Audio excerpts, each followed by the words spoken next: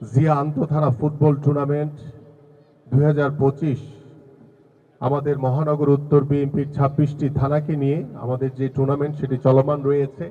গত 17 বছর স্বৈরাচার সরকার বাংলাদেশের খেলাধুলা, বাংলাদেশের ক্রীড়াঙ্গনকে দলীয়করণ এবং রাজনীতিকরণ করে ধ্বংস করে ফেলেছে এবং খেলাধুলার যে রাস্তা, যে পাইপলাইন, সেই জায়গাগুলো বন্ধ করে দিয়েছে গত 17 বছরে। যার কারণে গত 17 বছরে বাংলাদেশের রাজনীতির যে একটি অস্থিতিশীল অবস্থা ছিল স্বৈরাচারের কারণে বাংলাদেশের যুব সমাজ খেলাধুলা থেকে অনেক দূরে সরে এসেছে। গত 17 বছরে আমরা দেখেছি মাঠের কোনো সংস্কার বা মাঠ কোনো সংরক্ষণ করা হয়নি, যার ফলে শুধু ওই অবৈধ মন্ত্রী এমপিদের বিভিন্ন খালি জায়গা পেলেই তারা শুধু স্থাপনা বানিয়েছে, বিল্ডিং বানিয়েছে। আমাদের প্রত্যেকটি পাড়া মহল্লা এলাকাতে ছোট ছোট যে খেলার জায়গা রয়েছে সেখানে আজকে উচ্চ অট্টালিকা আমরা দেখতে পাচ্ছি। বিএনপির ভারপ্রাপ্ত চেয়ারম্যান জনাব তারেক রহমান বলেছেন যে আল্লাহ পাক যদি আমাদেরকে এদেশের জনগণের ভোটে নির্বাচিত করে তাহলে আমরা প্রত্যেকটি পাড়া মহল্লায় সারা বাংলাদেশের প্রত্যেকটি ওয়ার্ড, ইউনিয়ন, থানা, উপজেলা, বিভিন্ন জেলা পর্যায়ে, বিভাগীয় পর্যায়ে বান্ডেল থাকলে প্রতি সেনমানিতে টাকা বাঁচবে। বিকাশ সেনমানি বান্ডেল কিনে জিতুন প্রতি লেনদেনে। আমরা সরকারিভাবে মাঠগুলোকে সংরক্ষণ করে আমরা আমাদের নতুন প্রজন্ম, আমাদের সন্তানদেরকে, আমাদের যুব সমাজকে আমরা খেলাধুলার দিকে আকৃষ্ট করব। বাংলাদেশের গণতন্ত্র প্রতিষ্ঠার সবচেয়ে অন্যতম মাধ্যম হচ্ছে নির্বাচন।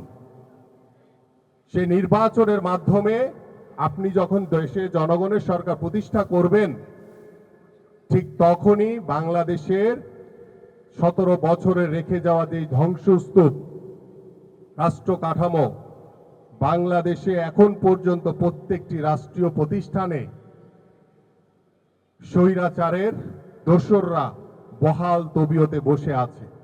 তারা ষড়যন্ত্র করছে, তাদের ষড়যন্ত্রের আপনারা পা দিচ্ছেন।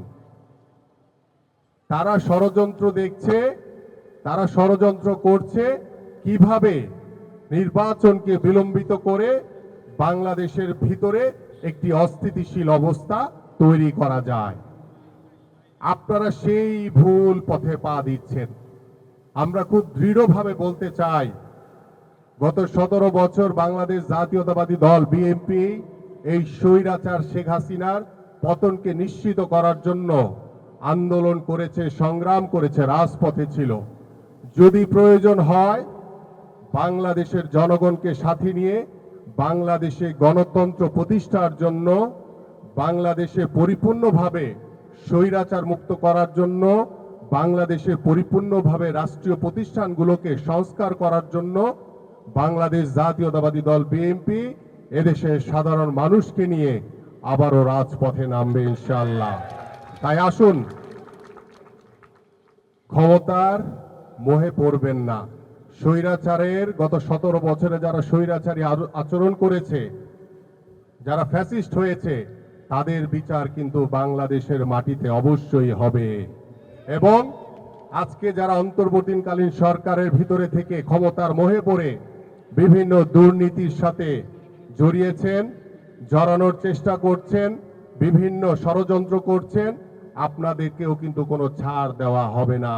আপনাদেরও বিচার বাংলাদেশের মাটিতে বাংলাদেশের মানুষ করবে। কোনো অন্যায়কারীকে প্রশ্রয় দেওয়ার কোনো সুযোগ নাই, কোনো বিশৃঙ্খলাকারীকে প্রশ্রয় দেওয়ার কোনো সুযোগ নাই। বাংলাদেশের মানুষ আর ভবিষ্যতে কোনো স্বৈরাচার দেখতে চায় না। বাংলাদেশের মানুষ চায় একটি সুস্থ ধারার, সুন্দর পরিবেশের মাধ্যমে একটি রাজনৈতিক ব্যবস্থাপনা তৈরি হোক। বাংলাদেশের মানুষ একটি অবাধ সুষ্ঠু নির্বাচনের মাধ্যমে নিরপেক্ষভাবে তার যে ভোটের অধিকার সেটা তারা প্রয়োগ করতে চায়। ভবিষ্যতে যাতে কোনো প্রকার বাংলাদেশের মানুষের যে ভোটের অধিকার নিরপেক্ষভাবে তারা যাতে ভোট প্রয়োগ করতে পারে, সেই জন্য আমাদের মাননীয় ভারপ্রাপ্ত চেয়ারম্যান জনাব তারেক রহমান বলেছেন নির্দলীয় নিরপেক্ষ তত্ত্বাবধায়ক সরকার ব্যবস্থাপনা সংবিধানে সংযোজন করা হবে এবং তিনি বলেছেন ভবিষ্যতে যাতে কেউ স্বৈরাচার বা স্বেচ্ছাচারিতার মাধ্যমে ক্ষমতায় জোর করে যাতে থাকতে না পারে, জোর করে যাতে ক্ষমতায় বসতে না পারে, তিনি বলেছেন 2 মেয়াদের বেশি কেউ প্রধানমন্ত্রী হতে পারবেন না।